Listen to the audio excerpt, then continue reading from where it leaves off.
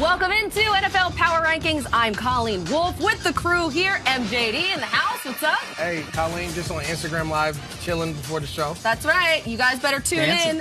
We were dancing, we were singing, and we were talking about the Power Rankings with Elliot Harrison. You're in your 7th year now. What's going on today? Yes. What have you learned? I can tell you what we have today. A lot of movement in the top 10. I got a top 5 team that won, and I dropped them a couple of spots, and a lot of love to backup quarterbacks today. All right, well, we have our sleeves rolled up, all three of us here. We're ready to get into the top 10 and look at the top of the rankings here. The Eagles and the Rams are still in their same spot, but we have some movement a little bit here. We have the Patriots at number 3. So, Elliot, why 3 for them? Colleen, are football fans bored with Tom Brady? Is that what it is? It's like, yeah, yawn. Hey, by the way, I'm having one of my best years at age 40.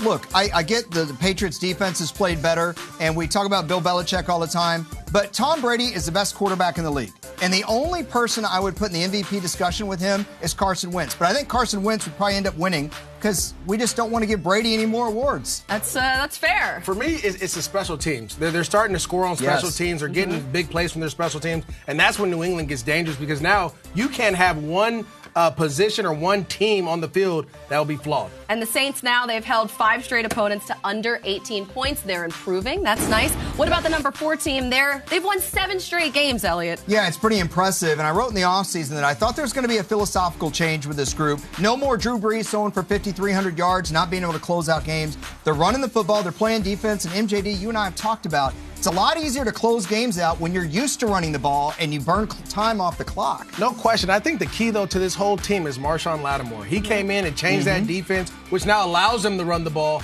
and Drew Brees doesn't have to outscore everybody every game. That one draft pick changed the whole destiny for the Saints. Yeah, maybe offensive, defensive rookie of the year. We'll see. They might have 2 of the rookies of the year there. Okay, what about the Steelers? Because they dropped 2 spots after winning. MJD, do you like the Steelers at number 5? Well, when you get to November, December, it's not about winning, it's about how you win. And I think that's the key right now. The Steelers aren't winning the right way. Now, I know they don't play up to they play down to their opponents in away games, but still the last couple of weeks they've struggled on offense. You had that one big play by Juju Smith-Schuster in this game, but it wasn't the Steelers that we're used to seeing or that we have expected to see. The standard is set so high for them. I think they have to play better in order to move up in the power rankings. Yeah, it's their 2nd straight game where they really didn't run the ball that well either. No, for sure. And we all sat here last week, all hot dogs and apple pie about the Steelers, and then we lamented the fact that, well, you know what?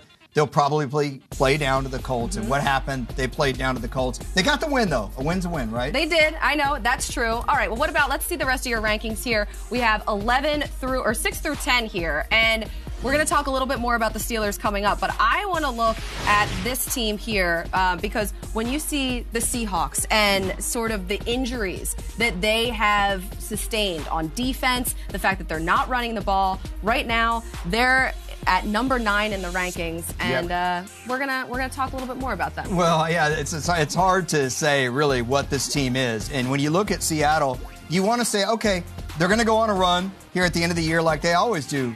I don't know if we can say that. What I do know is I trust them at quarterback with Russell Wilson, and I know that their defense will be there even without Richard Sherman. Yeah. Do you think, though, that this is a team that can make it to the playoffs? When you look at that schedule. Well, right. You look at the schedule, and some of these teams are going to be tough. The Falcons are going to be tough, MJD. The Eagles are going to be tough. How about at the Jags? Tough. Rams, tough. The Niners are tough. Let's not forget, they played a 12-9. They won a 12-9 game in Seattle against the San Francisco 49ers. This is a tough schedule. Now, I'm going to be biased a little bit here, and I think it's injuries that hurt them. The offensive line, you lost the tackle from the Texans. You just lost him on Thursday night. You lost Richard Sherman. I mean, Earl Thomas has a hamstring still bothering him. Chancellor. They have a lot going on there, and you can't run the ball. So I get it. Russell Wilson is going to have to be Superman. If he's Superman, then yes, they'll be able to do it. But I don't know if he can carry everybody. Jimmy Graham's coming along well. You like to see that, but other than that, I just don't know. It helps when you have a Russell Wilson, though, that can mask and mitigate a lot of the deficiencies you have on the rest of the team. Yeah, no, it's true. I mean, the fact that they can't run the ball, the pass protection is not good at all right now. That defense, they can't afford to be so thin. Right. So we'll see how they do coming up now in this second half of the season. 11 through I'm 20, happy with Elliot. this. I think this is every week. I Check think the this box. is That's what pretty you say. solid if you look at it right now. I'm wondering if the Bears are going to continue to play tough. You see them at 19, and the Raiders were off, but I'd love to see if they could turn it on with their passing game in the back half. Okay, so the Lions right now at 14, and I was a little worried about them this week. They tied it with the Browns in this game. I know, but they turned it on in the fourth quarter. And I'll say this, last year they made the playoffs when Matt Stafford kept making plays in the fourth quarter. You can call it fluky all you want, but if you keep doing it, it becomes a trend, doesn't it? And I think it's time we give Matt Stafford a little bit more credit. Well, in this league, you have to have a defense in order to win. And this defense didn't really show up against the Cleveland Browns. They were kind of able to do whatever they want until late in the game when Deshaun Kaiser got hurt. And so now my questions are, at first it was the quarterback and the offense. They can't run the ball, these things. Now it's what's wrong with the defense? So they keep each week. I know they're winning, and I get it, people. They're winning. But it's how you win. When you have teams that aren't good, you're supposed to beat them that way. They're not doing that right now. I'm a little nervous on what's not going to show up come playoff time. It's not great when Matthew Stafford throws for 57 yards in the first half against the Browns. No. Not good at all. Okay, how about rankings 21 through 30 here? The 49ers are back up there after their first win. How about that? I love that. And I think C.J. Beathard, he goes out there and he competes. He may not be perfect. Everybody wants to see Jimmy G play, but give the man a lot of love. Okay, so the Packers, I want to talk about them right now at 21. Now, they lost Aaron Jones and Ty Montgomery in this game, but they did get the win. Yeah, it was a big win, MJD. You hate to lose those running backs, but we did see some signs from Brett Hundley, and if they could just sneak a couple of wins with him at quarterback, you never know at the end of the season. Well, Aaron Rodgers is supposed to come back sometimes during the season. So when you talk to James Jones, who I'm on Players Only with, he always says, we were in this situation before. Aaron came back in about 6 to 7 weeks. They're getting close to that time. So if you can steal a couple wins here or there, you'll have a chance to still win the NFC North. No one's separated yet. No one's really blew it open. So if the Packers can keep it close with some teams and Hundley can win some games, go Bruins, I think, they'll be fine. I have 3 teams for you, MJD. I'm going to ask you too high, too low, starting with the Titans at number 11.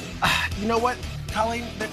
Too high for me. They're not playing well right now. You see the way the Jags beat the Bengals, they're able to do kind of what they wanted against them without Fournette. To see them struggle, and I get it. AJ Green had some big plays, but you can't allow those big plays on defense. Then offensively, again, they're struggling. They're not protecting Marcus Mariota. They're not really running the ball really well. They just got lucky. DeMarco Murray found the end zone 3 times, I felt like. And I agree with you that they could have won this game better, more decisively at home. That said, they're not doing the things they do well, and they keep winning. What happens when they do turn that on? They got to turn it on for me. And Mariota was a a little more mobile this week, so he's getting better and better. What about the Cowboys? Because the injuries right now are killing them. They're ranked at 13, MJD. Again, that's too high. They have to go down. You don't have Zeke. You obviously don't have your left tackle. You don't have Sean Lee. Yeah. And then we just saw what happens when you don't have these guys. And I get it. The left tackle may come back. I don't like to say his name because he went to the other school. But, they're not protecting this. They're not protecting Dak, and Dak's not playing well. Okay, this isn't permanent, though. Tyron Smith could get back. Dan Bailey could get back. They lost Sean Lee in the flow of this game, which is always the worst injuries because you can't prepare for it. I wasn't going to drop them precipitously after one game. Market correction. That's fair. Let's stay in the NFC East and the Redskins at 15. Speaking of teams dealing with injuries, what do you think? Too high, too low? These guys are too low. They're in every game, and they're very competitive with injuries. We just talked about the Cowboys, the way they lost. I mean, is there another team besides, I guess, the Houston Texans and the Cardinals that have more injuries than the Redskins, and yet they're finding ways to win. And they're opportunistic. I mean, guys are making plays here. We saw a great design by their coach, and then to get Chris Thompson open and great throw. I mean, what a catch. They're competing and they're winning. I agree with you. Well, they didn't win this week. They lost to Minnesota. I'm just impressed at how much you flip-flopped on this team. First, you thought they were bad. Now you think that they're good. I think when they're healthy with Kirk Cousins, they'll be in the wild card chase. Okay, Kirk Cousins, he's doing it all for them right now. He is. What about the biggest movers of the week in Power Up, Power Down, the Falcons? They're up 7 spots to number 12, Elliot. Yeah, listen, it was an impressive win against the Cowboys. And Adrian! Adrian! We can talk about the Cowboys left tackle all we want, but at the end of the day, you got to beat who's across from you, right? So I thought the Falcons did that. They did what you're supposed to do. Yes, they faced an injured team, and they took care of business by multiple scores. That's why I moved them up, and some teams lost in front of them. Again, Elliot, I don't. It's just too much. That's too much for me. I got to see them play more consistent. Yeah, I mean, Matt Ryan, a little bit more consistent, though, this week, so that was nice. How about the Jets at this point? Yeah, maybe they are what we thought they were at the beginning of the season. 6 spots to 26. Yeah, well, they just couldn't do anything offensively against the Bucs, and that Bucs defense has not played well, and that was Ryan Fitzpatrick out there, quarterback. I mean, maybe he exacted his revenge. Oh, no, stop it. Okay, we're going to talk a little bit more about the Jets' next opponent after the bye, the Panthers. We've got something little new here called Power Trip, looking at the rankings from the start to right now, Elliot. Yeah, the toughest team for me to rank this year, Colleen, has been the Panthers. They've been herky-jerky all over the place. You see, I started them pretty low among the mediocre teams, didn't raise them much after they beat the 49ers. You see, they were down here. Then they beat the Patriots, and I put them up there. I kept them stable after they lost to the Eagles. They had that terrible game against Chicago with the pick sixes. Right now, you see that they're at 10 on the cusp of the playoffs. But will they make the playoffs? That's really the question. MJD, you look at their schedule. They're on a bye this week. What do you think? Well, that's why you come here, because I'm going to tell you why these guys are going to make the playoffs. And they may have a chance to rest some starters as well. So they're making it. They're going to make it. Okay. I have them winning against the Jets in Week 12. Again, off the bye week, Jets are a little banged up. We saw how they played. They have some things to go. I have them losing, though, in New Orleans because, again, it's tough to beat New Orleans. So that means you get swept. Now, that's one that I may have to take back later on, but that's just how I see it now. When you get to the Vikings at home, you have to take care of home. I have them winning. Wow. Right here. They got to win that game. You're at home. Vikings defense. Now, this game here is tricky against the Green Bay Packers. Aaron Rodgers, is he back? Is he not? They beat him with him. They beat him without. It doesn't matter. I have them winning again against the Packers. And then again, I have them beating the Tampa Bay Bucks. We saw that game. That's fair. And then Week 17 in Atlanta, Cam doesn't have to play because guess what? They blocked up the 5 seed. And they'll take an L there, get a chance to get a bye week. This is why I see him doing 11-5. That's what you get from the Carolina Panthers. Colleen, hold on, Elliot. Before we go here, all you Twitter fans were all in my mentions when I said Case Keenum was playing better than Drew Brees. So get ready to get back into this when we're talking about the Vikings and the Steelers. Now, it's not about what you've done. It's not about what you're going to do or what you have done. It's about what you've done lately for me. All right. And the rush offense, Pittsburgh has struggled the last couple weeks. And Le'Veon Bell's is not really, teams are loading the box trying to force Big Ben to beat them in the air. Jerick McKinnon versus Latavius Murray. Give me that. Latavius Murray and Jerick McKinnon are having on this one. Don't do it. Watch the tape. These guys are tearing it up right now. The reason Case Keenum able to do what he's been able to do is teams have to load the box, and he's letting those receivers get one-on-one on the outside. And when you talk about the pass offense, I tell you what, give me that too. And the reason being, and before you go, the reason being is Stephon Diggs, Adam Thielen. Yep, Thielen's playing great, man. Great. Both of them are playing lights out. Case Keenum was getting the ball in stride, in space, and they're able to make things happen. He threw for 4 touchdowns in the first half last week. He did. That's what I'm talking about. Threw a couple picks, too, to Swearinger, but I'm still going to go with the Steelers here with Juju Smith-Schuster and Antonio Brown and Ben Roethlisberger. You eating Wheaties, and I'm over here getting the General brand, and it's better for you. All right, we'll see how it goes over the backstretch. Rush defense, you got to go Vikings. They're doing a great job stopping the run. Pass defense, I have to give it to the Pittsburgh Steelers. Even though this is tough, the Pittsburgh Steelers have been doing a great job stopping the pass. Hit that for me one time. Got it. There it goes. Here we go. And then coaching, you know the rules, Elliot. What's the rules? If you don't have a ring, you can't get the ding. Hit it for me then. Hit it for me then. There it is. That's what I'm talking about. Now, this is why we say the Vikings. He does have a ring, though, Zimmer. No, he doesn't. From when he was at the Cowboys. No, that's a long time ago. Steelers. The Vikings are better than the Steelers. He got to get it as a head coach. He was a secondary He was a DB coach. Which team could pull up a huge upset? Guys, I think the wrecker of the rankings this week could be the Giants and the Chiefs. The Chiefs were off. They lost 3 out of 4.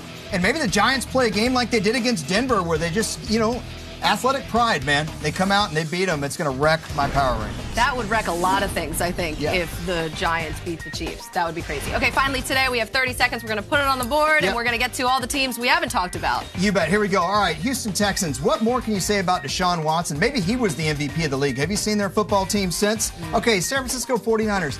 Quit all this waiting for Jimmy G and playing for next year. Let's get some wins now. How about C.J. Beathard? Show the man some respect. Miami Dolphins, maybe the worst 4-5 team in league history. Terrible. Chargers, keep playing tough. You got to win a game. I thought they could have won that one against the Jags. And lastly, your Philadelphia Eagles, Colleen.